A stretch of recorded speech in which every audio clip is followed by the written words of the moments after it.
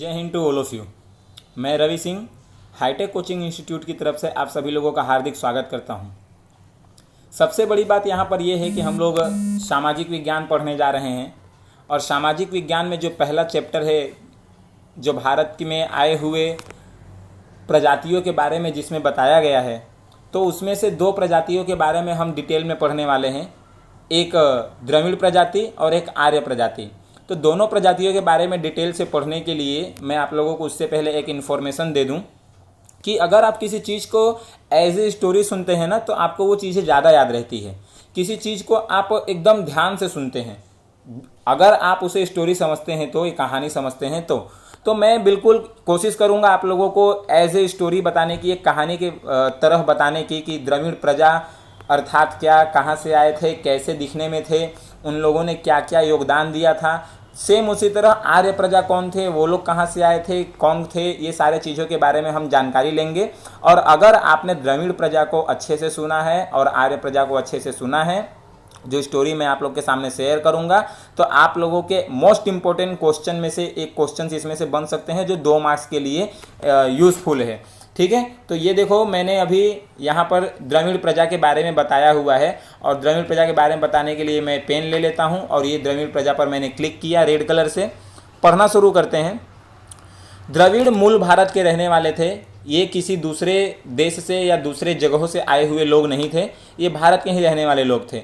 उन्हें मोहनजोदड़ो की सिंधु संस्कृति का सर्जक और पाषाण युग की संस्कृति का उत्तराधिकारी माना जाता है। जब द्रविड़ प्रजा भारत में आई थी तो पाषाण युग अस्तित्व में आया था। पाषाण का मतलब होता है पत्थर और युग का मतलब होता है समय या जमाना। समझो एक ऐसा जमाना जब पत्थरों का अस्तित्व हुआ था, पत्थरों से हथियार बनाना, पत्थरों से औजार बनाना, पत्थरों से काफ़ी सारी चीज़ें बनाई जाती थी। तो पाषाण युग का सर्जक माना जाता है और उत्तराधिकारी भी माना जाता है। साथ साथ में आपने फर्स्ट चैप्टर जब हमने शुरू किया था तो उसमें मैंने आप लोग को ये भी बताया था कि सिंधु नदी के किनारे भारत की संस्कृति का विकास हुआ है। तो मोहनजोदड़ो जो है वो सिंधु नदी के किनारे ही विकसित हुआ है। हड़प्पा हो गया, लोथल हो गया, ये सारे नगरों का जो विकास हुआ है ना, वो सिंधु नदी के किनारे विकास हुआ है और भारत को सप्त सिंधु की नदी भी कहा जाता है। तो मोहनजोदड़ो को सिंधु संस्कृति का सर्जक और साथ साथ में पाषाण युग की संस्कृति का उत्तराधिकारी भी माना जाता है। उत्तर से आए विविध प्रजा की भाषा और सांस्कृतिक लक्षण बने रहे। भारत को अगर 4 भागों में डिवाइड कर दिया जाए, एक होता है उत्तर, एक होता है दक्षिण, एक होता है पूरब, एक होता है पश्चिम। तो उत्तर की दिशा से जो लोग आए थे, कहने का मतलब यहाँ पर ये लिखा है कि उत्तर की दिशा यानी उत्तर प्रदेश, उत्तराखंड, ये साइड वाला जो एरिया है, वहाँ से आई विविध प्रजा की भाषा, अलग अलग भाषा बोलने वाले लोग, अलग अलग संस्कृति वाले लोग बने रहे वहाँ पर। कालांतर में वे द्रविड़ कहलाए। कालांतर यानी समय, कुछ समय के अंतराल के बाद वो जो उत्तर में रहने वाले लोग थे उन लोगों का नाम द्रविड़ रख दिया गया, उन लोगों को द्रविड़ कहा जाने लगा। द्रविड़ों ने माता के रूप में देवी यानी पार्वती जी की पूजा की और पिता के रूप में देव यानी परमेश्वर परमात्मा अर्थात शिव भगवान की पूजा का ज्ञान दिया। जो आज तक ये प्रथाएं चली आ रही है, जो देन द्रविड़ों की है, दीप से पूजा करना, धूप से पूजा करना, आरती से पूजा करने की परंपरा इन द्रविड़ों से ही मिली थी भारत को। ऐसा माना जाता है कि इसके उपरांत प्रकृति और पशु पूजा द्रविड़ों की भेंट है। प्रकृति में देखो सूर्य भगवान की पूजा की जाती है और बिहार भी देखो उत्तर प्रदेश में ही आता है, तो वहाँ छठ पूजा किया जाता है। छठ पूजा में सूर्य भगवान की पूजा होती है। पशुओं की पूजा की जाती है, वृक्षों की पूजा की जाती है, बरगद, नीम, पीपल, तुलसी, इन तरह के पौधों और वनस्पतियों की पूजा की जाती है। गौ माता की पूजा की जाती है। ऐसा माना जाता है कि 33 करोड़ प्रकार के देवी देवताओं का वास होता है गौ माता के शरीर में। इस तरह की पूजा का ज्ञान देने वाले ये द्रविड़ लोग ही थे। बहुत अच्छे लोग थे ये। द्रविड़ों के मूल देवों को आर्यों ने अपना लिया और उन्हें संस्कृति के देव रूप में पुनः स्थापित किया। मतलब द्रविड़ प्रजा आने के बाद आर्य प्रजा आई थी। तो जब आर्य प्रजा आई थी तो इन लोगों ने भी वही किया जो द्रविड़ लोगों ने ज्ञान दिया था, माता के रूप में पार्वती की पूजा करना और पिता के रूप में शंकर जी की पूजा करना। इस चीज़ को आर्य लोगों ने अपना लिया और अपनाने के बाद उन्हें संस्कृति के रूप में देव स्वरूप में फिर से स्थापित किया।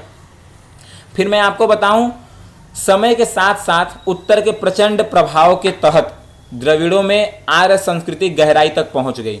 उत्तर जब समय बीतता गया तो उत्तर दिशा में बहुत सारे आर्य प्रजा जब धीरे धीरे आने लगे तो उसका बहुत बड़ा असर पड़ा, प्रचंड प्रभाव पड़ा, जिसके तहत द्रविड़ों में आर्य संस्कृति गहराई तक पहुंच गई।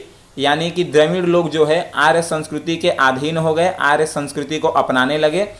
अंतर जातीय विवाह संबंध भी होने लगे, मतलब द्रविड़ की प्रजा अलग थी और आर्य की प्रजा अलग थी, तो दोनों प्रजाएं अलग अलग होने के बावजूद भी दोनों का जो है अंतर जातीय विवाह होने लगा। एक तो द्रविड़ प्रजा अलग थी और आर्य प्रजा अलग थी, तो दोनों अलग अलग जाति के हो गए, तो अलग अलग जाति वाले भी एक दूसरे से लगन करने लगे, शादी करने लगे, जिसकी वजह से एक अलग ही प्रकार की संस्कृति का विकास हुआ। द्रविड़ों में मात्र प्रधान कुटुंब प्रथा प्रचलित थी। इसका मतलब ये होता है कि द्रविड़ों में जो लोग होते थे, किसी भी फैमिली का जो नेतृत्व करना होता था वो मात्र प्रधान होता था, कि जो माता रहेगी वही परिवार का पालन पोषण करने का जो है ध्यान देगी और वही नेतृत्व करेगी। अवकाशीय ग्रहों के क्षेत्र में और विविध कलाएं जैसे कि कताई करना, बुनाई करना, रंगाई करना, रक्षा नौका, इन सभी क्षेत्रों में इनका बहुत ज़्यादा योगदान रहा है। अवकाशीय क्षेत्रों में इसलिए रहा है क्योंकि इन लोगों के समय में ही राशियों और नक्षत्रों के बारे में बहुत ज़्यादा जानकारी प्राप्त की गई थी, इसीलिए इन लोगों का बहुत योगदान रहा। आर्यों के प्रभुत्व में के बाद वे दक्षिण भारत की तरफ खिसकते गए। जब आर्य लोगों का असर बढ़ने लगा उत्तर भारत में, तो द्रविड़ भारत के लोग, जो द्रविड़ थे भारत के, वो लोग धीरे धीरे दक्षिण की तरफ खिसकने लगे, जहां आज के समय में कर्नाटक, केरल, तमिलनाडु, आंध्र प्रदेश, तेलंगाना, जो साउथ इंडिया स्टेट्स हैं, उस तरफ बढ़ने लगे और वहाँ स्थायी हो गए। अब दक्षिण भारत में द्रविड़ प्रजा के जो लोग थे वो 4 अलग अलग प्रकार की भाषाएं बोलने लगे। तमिल, तेलुगु, कन्नड़ और मलयालम जैसी भाषा बोलने लगे। अलग अलग राज्यों में, तमिलनाडु में तमिल बोला जाने लगा, फिर आंध्र प्रदेश में तेलुगु बोला जाने लगा, केरला में कन्नड़ और कर्नाटक में मलयालम, इस तरह से अलग अलग भाषाएं बोली जाने लगी। आरंभिक तमिल साहित्य उर्मी की अभिव्यक्ति से पूर्ण था। तमिल के संबंधित साहित्य भी लिखे गए थे और बहुत सारी जानकारी उसमें दी गई थी। तो ये जो मैंने बताया ये था द्रविड़ प्रजा के बारे में। अगर आप लोगों ने अच्छे से सुना होगा तो आप लोगों को कम्प्लीटली क्लियर होगा। अगर आपको क्वेश्चन आता है 2 मार्क्स के लिए, तो आप इसको इस तरह से, जिस तरह से स्टोरी बताया गया है, आप बिल्कुल उस तरह से सुनकर इसको कंप्लीट कर सकते हो।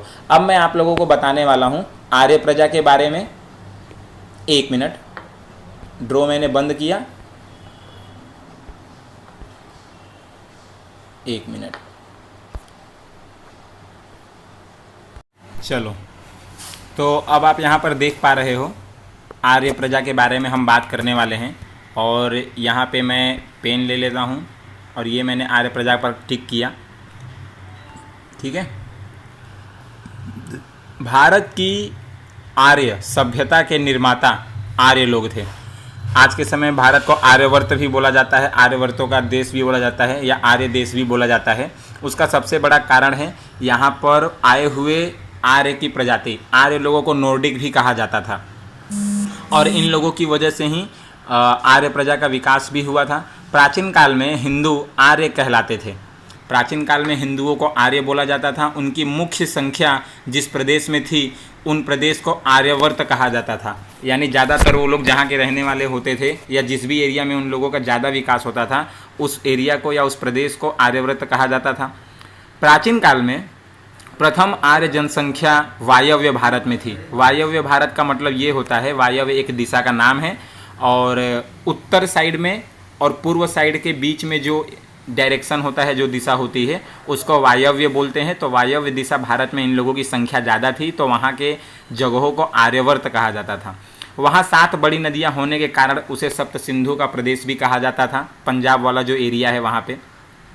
उत्तर वैदिक काल में पूर्व में मिथिला, यानी मिथिला बिहार का एक जिला है, वहाँ तक और दक्षिण में विंध्याचल तक आर्यवर्त का विस्तार हो गया था।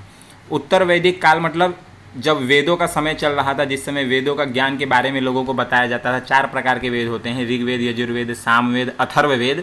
तो उस समय में जो वेदों का काल का था, तो मिथिला से लेकर विंध्याचल तक पूरी तरह से आर्य लोगों का विकास हो चुका था और अन्य समकालीन काल में प्रजा की तुलना में वे अधिक विकसित थे। इसके अलावा भी बहुत सारी प्रजाएं आई थी, तो जिन प्रजाओं में सबसे ज़्यादा विकसित प्रजा मानी जाती थी वो आर्य प्रजा थी, जिसका विकास बहुत ही ज़्यादा मात्रा में हुआ था। आर्य भरत राजा या भरत जाति के नाम से यह विशाल प्रदेश भरत भूमि, भरत खंड या भारतवर्ष या भारत जैसे अलग अलग नामों से पहचाना जाने लगा। बहुत सारे नाम हुए। आप लोगों ने जब ये चैप्टर शुरू हुआ था तो उसमें भी आप लोगों ने देखा होगा आर्यावर्ते, जम्बू द्वीपे, भारत खंडे, भारतवर्षे, इस तरह से जब भी कोई पूजा होती है, कोई लग्न प्रसंग होता है, शुभ प्रसंग होता है, तो उसमें घर की ओर की पूजा होती है तो उसमें बोला जाता है, पंडित जो होते हैं वो बोलते हैं आर्यावर्ते भारत खंडे जम्बू द्वीपे भारतवर्षे, इस तरह से नाम लेकर बोलते हैं। तो ये सब आर्यों की वजह से है। आर्य प्रकृति प्रेमी थे, प्रकृति से बहुत प्यार करते थे। ये लोग वृक्ष की पूजा करते थे, पीपल, नीम, बरगद, तुलसी। पर्वतों की पूजा करते थे, और पर्वतों की पूजा किस टाइप की करते थे कि गोवर्धन पर्वत हो गया या फिर ऐसे दूसरे जो अन्य पर्वत हैं उन पर्वतों की ये पूजा करते थे। उसके बाद मैं आपको बोलूँ, नदियों की पूजा करते थे, नदियों को माता का दर्जा दिया गया था। सूर्य भगवान की पूजा करते थे, वायु हवा की पूजा करते थे, वर्षा, हर चीज़ की पूजा आराधना करते थे। उन्होंने इन सब की स्तुतियों की रचना की थी। स्तुति का मतलब होता है मंत्र। वृक्ष के लिए अलग मंत्र थे, पर्वतों के लिए अलग मंत्र थे, नदियों के लिए अलग मंत्र थे, सूर्य, वायु, वर्षा, इन सब चीज़ों के लिए अलग अलग मंत्र थे। तो इसकी पूजा आराधना करते थे। उन्होंने इन सब की मंत्रों की रचना की थी। कुछ समय पश्चात वेद पाठ प्रचलित हुआ। इन लोगों का समय जब चल रहा था तो वेद पाठ प्रचलित हुआ था। और वेद पाठ में क्या होता था, लोगों को वेदों के बारे में ज्ञान दिया जाता था, वेदों के बारे में जानकारी दी जाती थी, उसमें जीवन जीने की जो प्रेरणा दी गई है उसके बारे में लोगों को सिखाया जाता था। तो वेद पाठ प्रचलित हुआ, लोग वेद पढ़ने लगे। कालांतर में उसमें से धार्मिक विधियाँ प्रारंभ हुई, अलग अलग धार्मिक रूप से क्या क्या काम किए जाते हैं वो सब शुरू हुआ। और उसके बाद यज्ञ जैसी क्रियाएं भारत में शुरू हुई। भारत में यज्ञ होने लगा, बड़े बड़े लेवल पर यज्ञ होने लगा। भारत में विविध प्रजा की संस्कृतियों के विशिष्ट तत्वों को अपनाकर एक समन्वय संस्कृति का सर्जन हुआ। इसका मतलब ये हुआ कि भारत में जितने भी प्रकार की प्रजाति आई थी, सारी प्रजाति दाल भात की तरह मिक्स होकर, खिचड़ी की तरह मिक्स होकर एक अलग ही समन्वय संस्कृति का सर्जन किए, जिसको बोलते हैं मिक्स्ड कल्चर। समन्वय संस्कृति का विकास हुआ। समय बीतने के साथ साथ कालांतर में भारत में आकर स्थायी हो जाने वाली सभी जातियों के बीच विवाह संबंध द्वारा प्रजा का सम्मिश्रण होता रहा। समय समय के हिसाब से जैसे जैसे अलग अलग अन्य अन्य प्रकार की प्रजा आती रहीं, लोगों का आंतर विवाह संबंध स्थापित होने लगा, जिसकी वजह से प्रजाओं का सम्मिश्रण हो गया। सबके विशिष्ट रहन सहन, अलग अलग भाषाएं, अलग विचार, धार्मिक मान्यताएं, ये जो भी सबके अलग अलग थे, आर्यों का अलग था, द्रविड़ों का अलग था, ये सबका समन्वय हो गया, सब मिक्स हो गए, सब मिल गए। इस तरह प्रारंभिक काल से ही अपने देश में एक समन्वयकारी संस्कृति का निर्माण होता रहा। और शुरुआत से ही हमारे देश में एक ऐसे संस्कृति का विकास होता रहा, निर्माण होता रहा जो समन्वयकारी था। समन्वयकारी का मतलब होता है मिश्रण था अलग अलग संस्कृतियों का, अलग अलग भाषाओं का, अलग अलग प्रजातियों का, जिसने भारत को भव्य एवं समृद्ध विरासत प्रदान की। भारत, आप जानते हो, संस्कृति और विरासत की दृष्टि से बहुत ही समृद्ध देश है, जिसका सबसे बड़ा कारण यही रहा कि भारत में विविध प्रजाति के लोग आए, जिसकी वजह से विविध संस्कृतियों का समन्वय हुआ और समन्वय संस्कृति का सर्जन हुआ।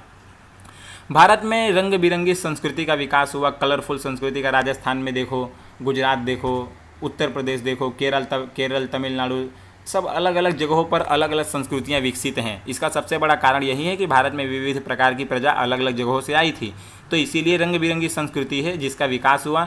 ये लोग परस्पर इतना घुल मिल गए समय बीतने के साथ साथ कि इन लोगों को कोई स्वतंत्र अस्तित्व नहीं रह गया, यानी कि इनका भारतीयकरण हो गया, ये भारत के लोग बन गए। इस तरह प्राचीन, ये वाला लाइन देखो, ये वाला, इस तरह प्राचीन भारत में आई विविध प्रजा के संमिश्रण से भारत की सांस्कृतिक विरासत विविधतापूर्ण और रंग बिरंगी और समृद्ध बनी।